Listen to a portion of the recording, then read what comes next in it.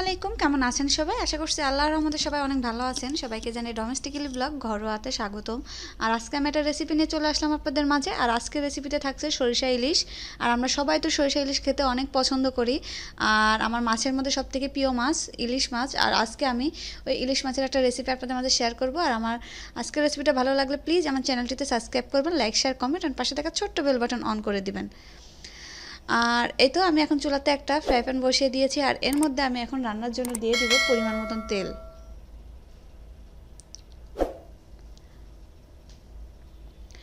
আর এখন আমি দিয়ে দিব 2 টেবিল চামচ পরিমাণ পেঁয়াজ বাটা।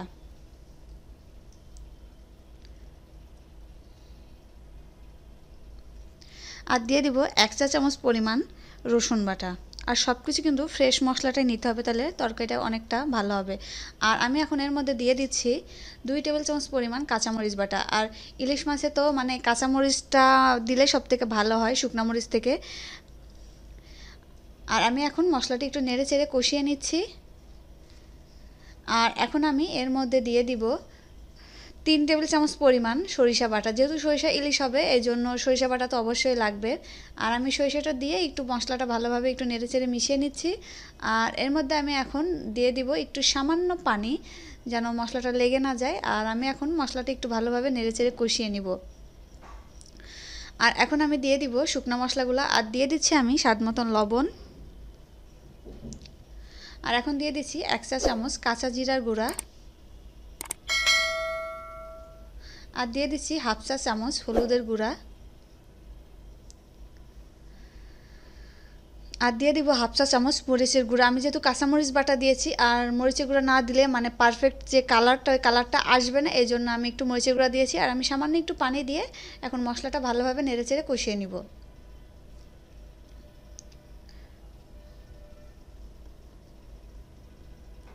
এটাই মশলাটা কষিয়ে নিয়েছি, দেখতেই পাচ্ছেন তেলটা উপরে চলে আসছে। আমি বেশ খানিকটা সময় নিয়ে আর কি মশলাটা কষিয়ে নিয়েছি। মশলাটা কষানো হলে তরকারিটা খেতেও ভালো লাগে। আমি এখন একটু পানি দিয়ে নিলাম, আর একটু পানিটা দিয়ে আবার কষিয়ে নিয়েছি। আর এখন আমি দিয়ে দিব আগে থেকে কেটে রাখা, আমি মাছের ডিম সহই নিয়েছি। ডিমটা আমি আর আলাদা করি নাই। ডিমটা আলাদা করে নিলে আর কি মাছের পেটটা খালি খালি লাগবে, এই জন্য ডিম সহই আর কি মাছটা কেটে নিয়েছি। আর আজকে আমি 4 পিস মাছ রান্না করব। এ তো মাছটা দিয়ে নিয়েছি। আর মাছটা দেওয়ার পর আমি এখন ঢাকনাতে ঢেকে নিচ্ছি, মানে আগে এক সাইডটা রান্না করে নিব।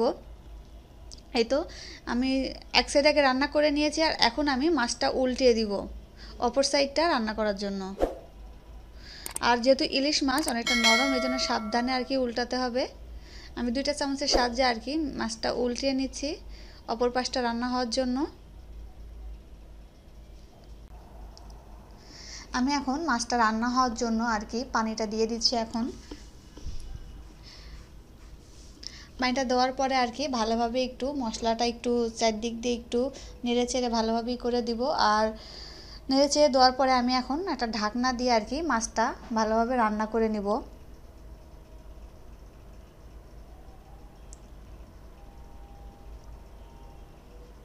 এই তো ঢাকনাতে ঢেকে দিলাম। আর আমার রান্নাটা শেষ, দেখতে পাচ্ছেন কতটা সুন্দর হয়েছে। আর ইলিশ মাছ রান্না তো খুবই সহজ, মানে সরিষা ইলিশ রেসিপিটা আসলে অনেক তাড়াতাড়ি করা যায়। আর ইলিশ মাছ তো রান্না হইতে বেশি সময় লাগে না।